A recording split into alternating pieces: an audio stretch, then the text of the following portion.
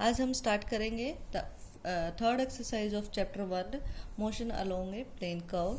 Third exercise में जो terms हम यूज़ करेंगे वो सबसे पहले हम डिस्कस करते हैं। हम टर्म्स यूज़ करेंगे tangential velocity, tangential acceleration, normal velocity and normal acceleration. तो यहाँ पर जो क्वेश्चंस और एग्जांपल्स होंगे they will ask about tangential velocity और tangential acceleration and normal velocity, normal acceleration. Clear है?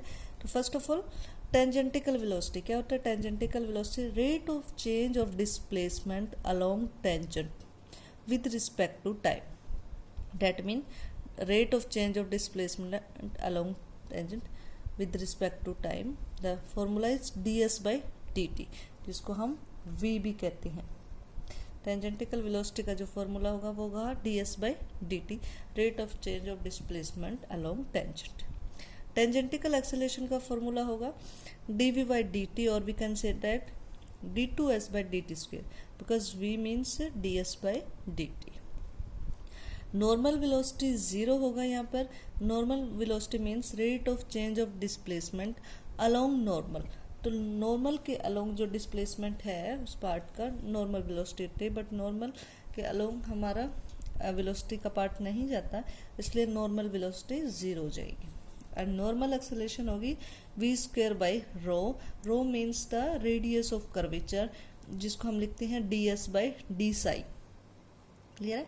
और v क्या है? v है यहाँ पर ds by D t. So resultant acceleration is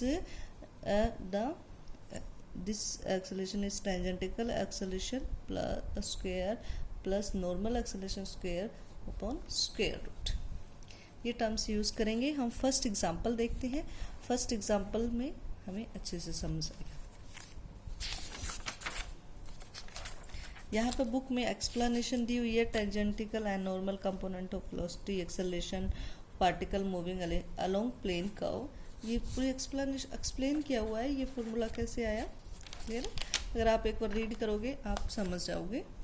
clear है? ये है हमारा फर्स्ट एग्जांपल। फर्स्ट एग्जांपल की स्टेटमेंट देखो, इसमें लिखा हुआ है the rate of change of direction of a velocity of a particle moving in A cycloid is constant. यहाँ पे जो कर्व है वो साइक्लॉइड दी हुई है। कर्व जो है, जो प्लेन कर्व है वो साइक्लॉइड है। जो पार्टिकल है वो साइक्लॉइड मूव कर रहा है, और हमारे पास गिवन क्या है? जो rate of change of direction, velocity की जो डायरेक्शन का रेट ऑफ चेंज है वो वेलोसिटी वो क्या है? कांस्टेंट दिया हुआ है। क्लियर है? तो rate of change of direction होता है rate of change of direction होता है d psi by D T. Sai होता है angle of the cycloid. Clear है? ठीक है। Prove that the acceleration must be constant in magnitude. हमें फाइंड आउट करना है एक्सेलरेशन, और वो एक्सेलरेशन कांस्टेंट होगा मैग्नीट्यूड में। ठीक है? मीन्स जब हम रिजल्टेंट एक्सेलरेशन लेंगे तो वो कांस्टेंट होगा। तो यहाँ पर सबसे पहले क्या दिया हुआ है? जो कर्व है वो साइक्लॉइड है। तो देखो, जो इंट्रिंसिक इक्वेशन ऑफ साइक्लॉइड होती है s is equal to 4a sine psi, ये इक्वेशन होती है साइक्लॉइड की। अब हमारे पास गिवन है rate of change of direction of a velocity of a particle is constant. So we write d psi by D T is equal to, consider कर लिया हमने ओमेगा एक कांस्टेंट टर्म है। क्लियर है? क्योंकि गिवन है हमारे पास जो rate of change of direction of velocity है वो कांस्टेंट दी हुई है। तो rate of change of direction of velocity d psi by D T is equal to constant omega consider कर लिया। हमें एक्सेलरेशन फाइंड आउट करना है। क्लियर है? तो एक्सेलरेशन के लिए हम क्या करेंगे? ds by D T find out करेंगे पहले, इसलिए जो s is equal to 4a sine psi है। ds by D T equation 1 का derivative with respect to t करेंगे तो s क्या हो जाएगा? ds बाई डी टी हो जाएगा 4a कोस साई इंटू में d psi by D T. Chain rule use हो गया। अब d psi by D T की वैल्यू इक्वेशन 2 से पुट कर देंगे, दैट इज ओमेगा। तो ये हमारे पास आ गया 4a कोस साई इंटू में omega, where omega is constant. Again इस लाइन को अगेन फिर से डेरिवेटिव करेंगे with respect to time t। So we get d2s by D T square is equal to -4a cos omega, derivative हो जाएगा minus sine omega and again D psi by D T into omega. Again D psi by D T की value हम equation 2 से omega put कर देंगे यहाँ पर, तो ये ओमेगा पुट किया तो omega into omega, omega square बन जाएगा। क्लियर, ये हमारे पास वैल्यू आ गई D two S by D T square. अब इक्वेशन 1 को अगर हमें अब रो निकालनी है तो डिफ्रेंशिएट करेंगे equation 1 with respect to angle psi, we get d S by D psi क्या हो जाएगा 4a cos psi, that is equal to the rho. Rho होता है ना d, rho means radius of curvature, that is equal to d S by D psi. Clear, और resultant acceleration होती है tangential acceleration का स्क्वायर प्लस सॉरी टेंजेंटिकल हमारे पास हो जाएगी ये टेंजेंटिकल एक्सेलरेशन का स्क्वायर प्लस नॉर्मल एक्सेलरेशन का स्क्वायर। टेंजेंटिकल एक्सेलरेशन होती है D two S by D T square whole square plus V square by rho whole square. अब v की D two S by D T square की value हम यहाँ से put कर देंगे। क्लियर, अब v क्या होता है, v होता है D S by D T, तो ये D S by D T की जो ये वैल्यू है ये का v स्क्वायर, तो इसका स्क्वायर हमने यहाँ पुट कर दिया है, और रो जो होता है रो की वैल्यू यहाँ से ही पुट कर दी तो सॉल्व कर दी।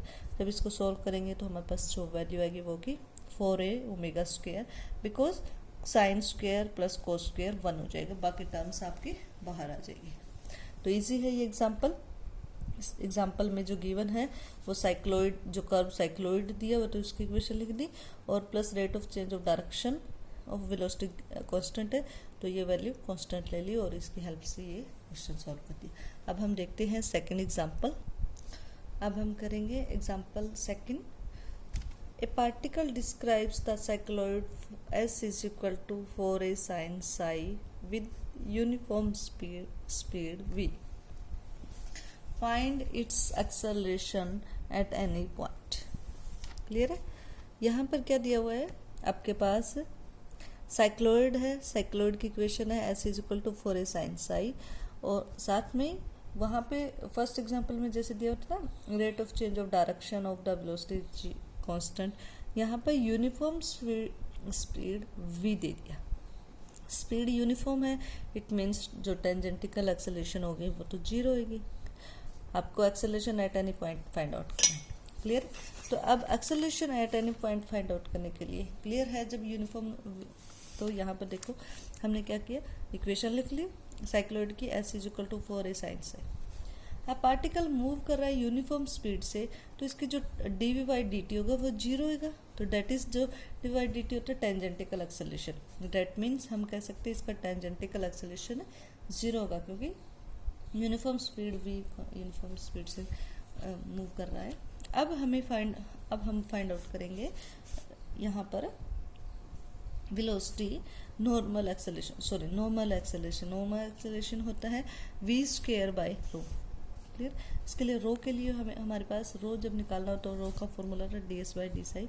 तो अब इक्वेशन 1 का डेरिवेटिव करेंगे, डिफ्रेंशिएट करेंगे विद रिस्पेक्ट टू साई, तो D S by D psi is equal to क्या हो जाएगा 4a cos psi that is equal to rho.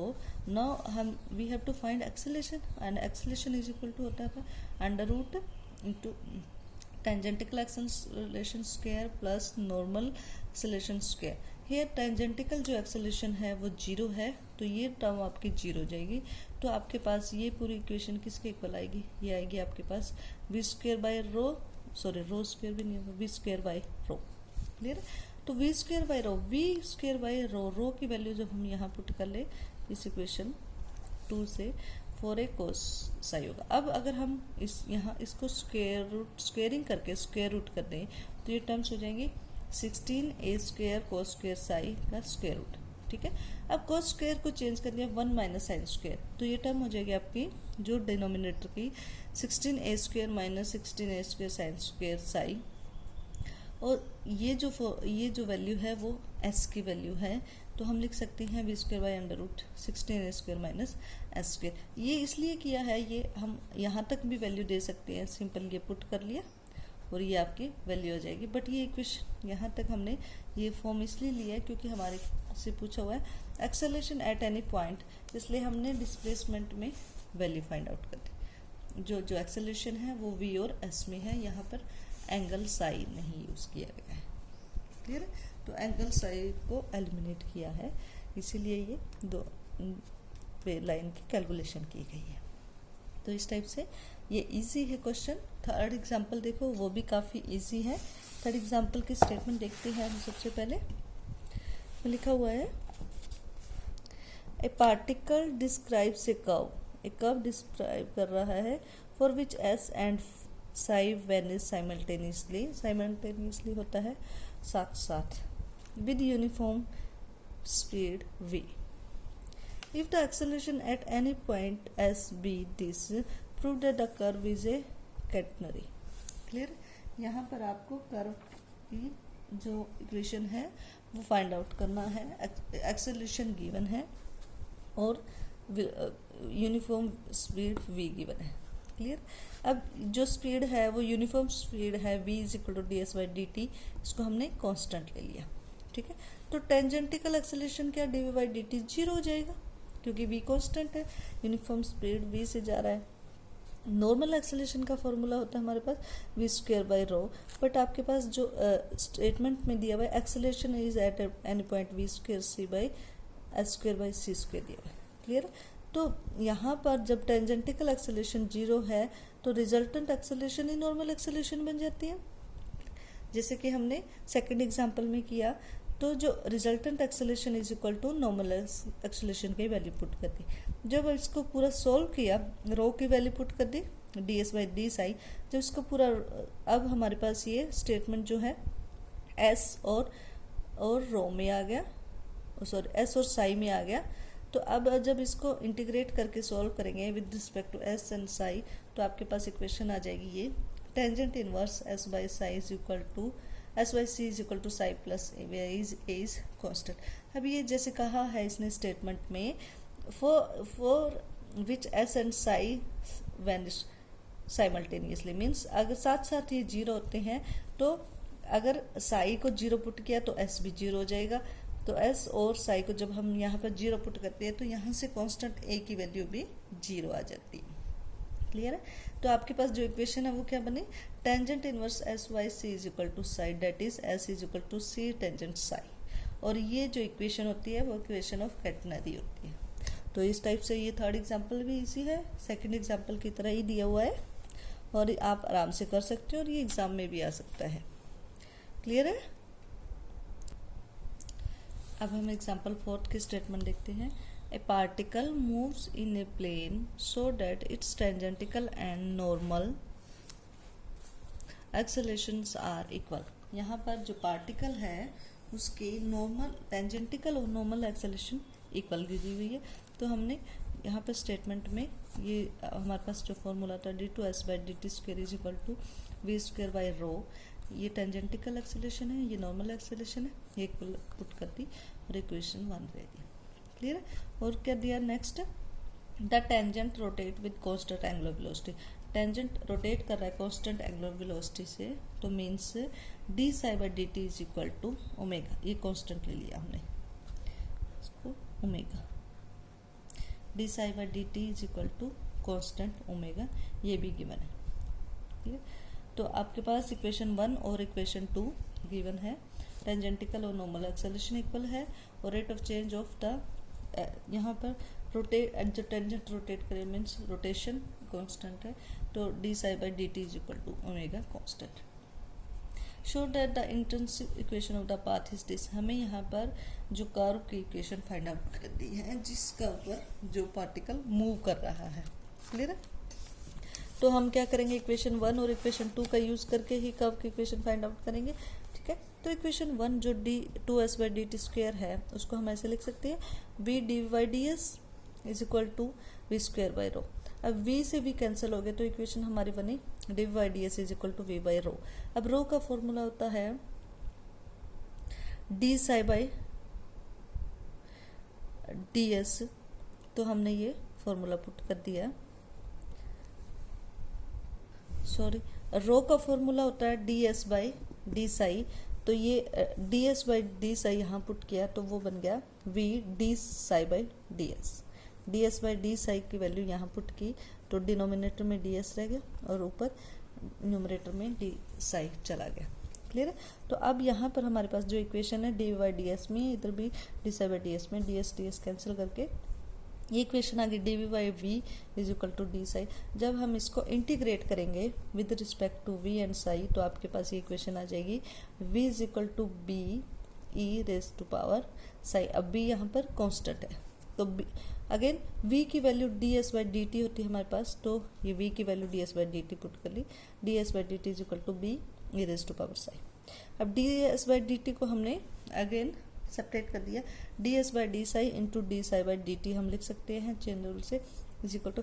अब देखो आपके पास जो इक्वेशन 2 दी हुई थी वो यहाँ यूज होगी, हमारे पास दी हुई थी D psi by D T is equal to omega constant है,